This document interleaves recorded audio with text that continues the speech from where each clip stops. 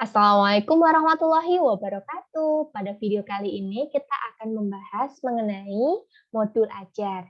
Salah satu perangkat yang harus dibuat oleh guru ketika sekolah tersebut menggunakan kurikulum dengan program sekolah penggerak. Nah, lalu apa saja sih yang ada dalam modul ajar? Nah, dalam modul ajar ini kita akan membahas mengenai konsep dari modul ajar dan yang kedua tentang komponen modul ajar.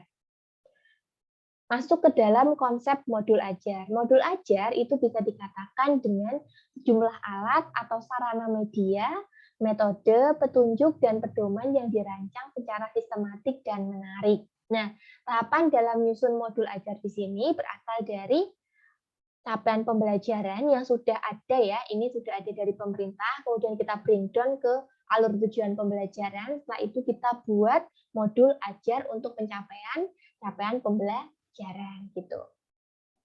Selanjutnya, kita akan membahas mengenai komponen dari modul ajar. Nah, di sini guru itu diberikan kebebasan untuk mengembangkan modul ajar sesuai dengan konteks lingkungan dan kebutuhan belajar peserta didik. Modul ajar ini juga dilengkapi dengan komponen yang menjadi dasar dan proses penyusunan. Komponen modul ajar itu adalah panduan yang dibutuhkan untuk kelengkapan persiapan pembelajaran. Jadi, meskipun guru dikatakan untuk diberikan kebebasan, tetapi ada komponen-komponen yang memang harus ada dalam modul ajar yang dibuat. Lalu apa saja sih komponen tersebut? Mari kita akan membahasnya satu persatu. Jadi, dalam komponen modul ajar itu ada komponen utama, yaitu ada informasi umum, informasi inti, dan lampiran. Lalu kita akan masuk ke pembahasan yang pertama, tentang komponen modul ajar, yaitu informasi umum. Untuk informasi umum itu ada identitas modul. Identitas modul masih nama, institusi, tahun penyusunan modul, jenjang sekolah, kelas, alokasi waktu yang digunakan.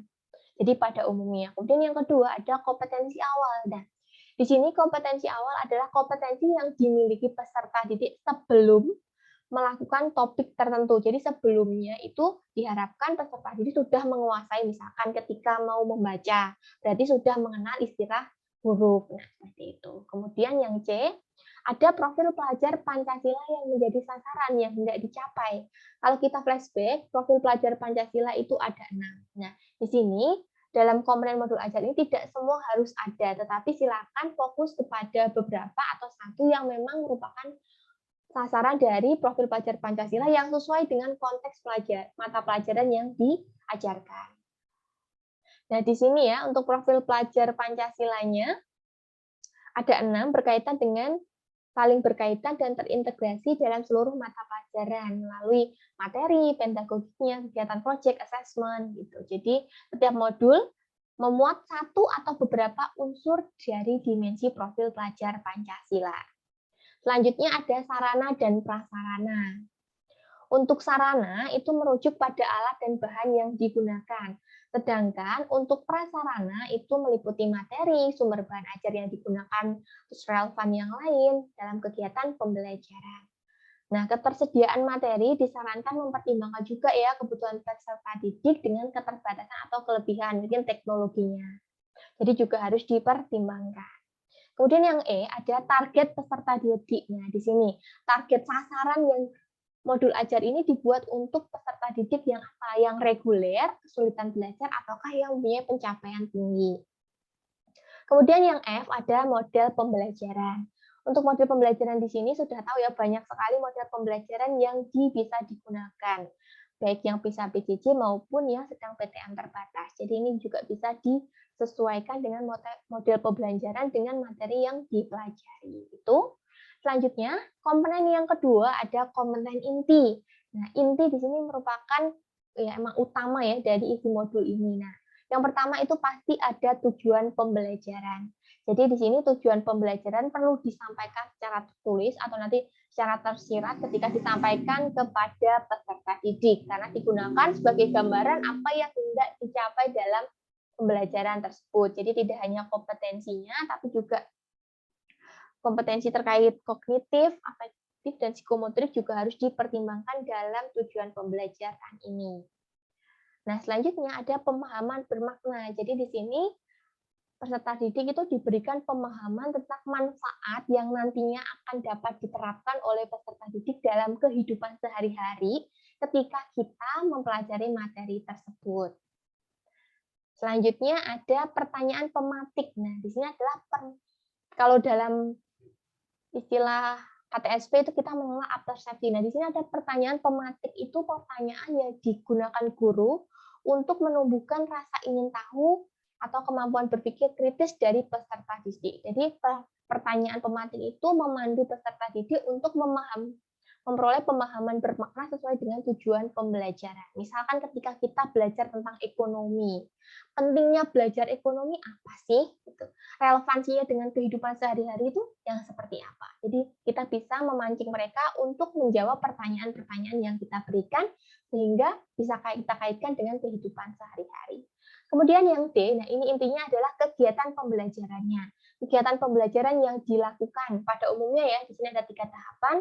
Ada pendahuluan, kemudian inti, dan penutup, dan berbasis metode pembelajaran aktif. Jadi ini tidak berpusat kepada guru, tetapi kepada siswa. Jadi ini digunakan untuk menuntut keaktifan siswa. Nah, kalau kita ketahui nih dalam kegiatan pembelajaran, di kurikulum penggerak itu ada yang namanya alur merdeka, di mana yang pertama itu mulai dari diri, kemudian ada eksplorasi konsep, kemudian ada ruang diskusi, kemudian ada koneksi antar materi, aksi nyata, demonstrasi kontekstual, seperti itu. Jadi bisa disesuaikan dengan kebutuhan berdasarkan materi atau memang kondisi peserta didik untuk kegiatan pembelajarannya. Kemudian yang E adalah assessment. Ini yang paling penting dalam mencapai tujuan akhirnya. Nah, jenis assessment di sini ada assessment diagnostik, formatif, dan sumatif diharapkan ada. Untuk diagnostik itu diadakan sebelum pembelajaran. Jadi terkait ada diagnostik untuk non-kognitif dan kognitif. Untuk non-kognitif itu biasanya untuk mengetahui atau menggali informasi tentang kondisi dari peserta didik kita. Misalkan nih terkait tentang gaya belajarnya, apakah visual, kemudian kinestetik, atau audio seperti itu. Kemudian setelah kita tahu, kemudian ada juga diagnostik non-kognitif. Jadi untuk mengetahui posisi kognitif peserta didik itu di level yang mana, apakah sudah paham sebagian atau memang sudah sangat paham. Kemudian ada yang namanya assessment formatif yang dilakukan selama proses pembelajaran. Jadi di akhir itu biasanya diadakan post test atau mungkin tanya jawab secara langsung untuk memastikan bahwa materi yang disampaikan itu bisa. Kemudian ada yang namanya assessment sumatif, itu biasanya diadakan ketika penilaian tengah semester dan akhir semester.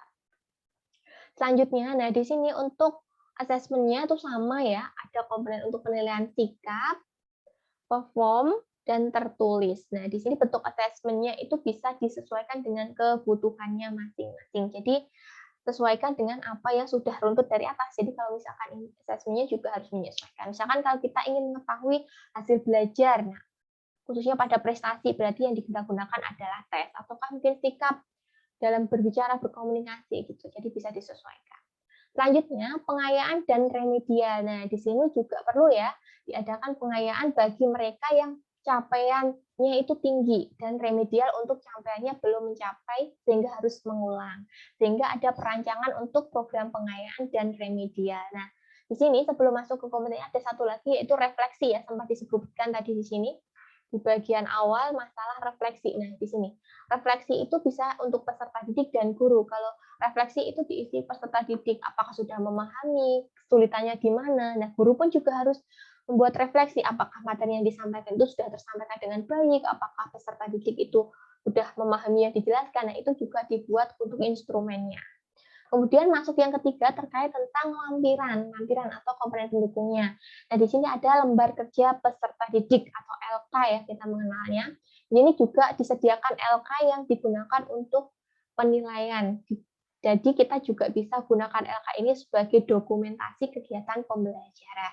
Kemudian bahan bacaan guru dan peserta didik. Jadi bisa dituangkan dalam di sini. Misalkan kalau tidak ingin copy paste bisa juga link-nya sudah disiapkan. Kalau misalkan untuk memudahkan akreditasi ditambah untuk memberikan barcode scan. Jadi ketika di-scan otomatis bisa mengarah ke bahan bacaan guru dan peserta didik. Kemudian ada glosarium. Nah, glosarium ini merupakan kumpulan istilah-istilah yang sulit.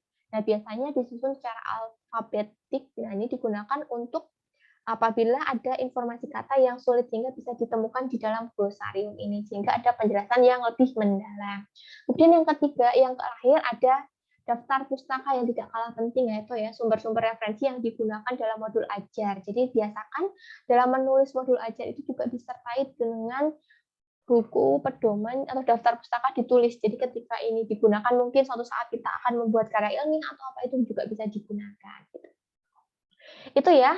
Nah, terus untuk penyusunannya itu ada minimal 7 komponen yang ada di dalam modul aja. Jadi tidak harus semua, tapi ada minimal 7. Tetapi menurut saya pribadi dalam menyusun ini tuh alangkah lebih baiknya secara komplit ya, keseluruhan, karena benar-benar bisa menggantung. Karena ketika modul 1, pertemuan 1 sudah disusun, ketika menjadi semua jadi kumpulan modul, jadi bisa dibukukan nanti dan menjadi bahan ajar yang bisa dihakikan. Misalkan itu jangka panjangnya. Nah, ini saya akan perlihatkan mengenai contoh salah satu modul ajar yang saya buat dalam mata pelajaran ekonomi. Nah, di sini sudah jelas ya tadi ada komponen yang harus umum, informasi umumnya ada identitas, kompetensi awal, profil pelajar Pancasila yang hendak dicapai, sarana prasarana, target peserta didik, metode atau model pembelajaran yang digunakan.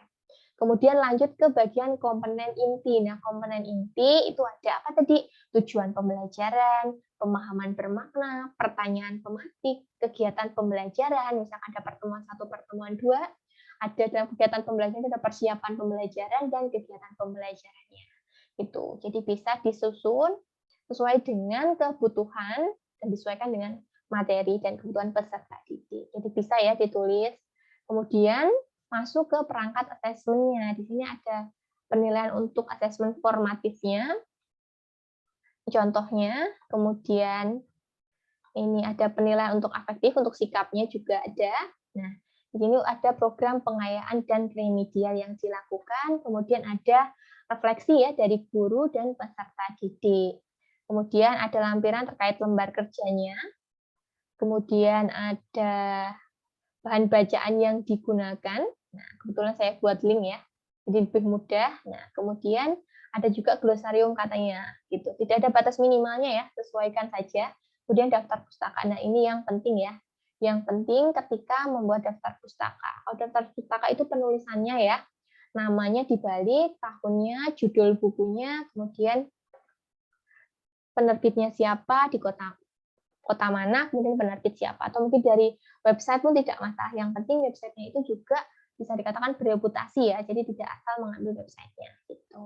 Itu merupakan penjelasan mengenai tentang buah modul ajar ya, yang merupakan salah satu perangkat yang harus dibuat dalam sekolah apabila dia menggunakan kurikulum dari sekolah penggerak. Semoga bermanfaat informasinya. Apabila ada pertanyaan bisa kita diskusikan di kolom komentar. Semoga bermanfaat. Terima kasih. Wassalamualaikum warahmatullahi wabarakatuh.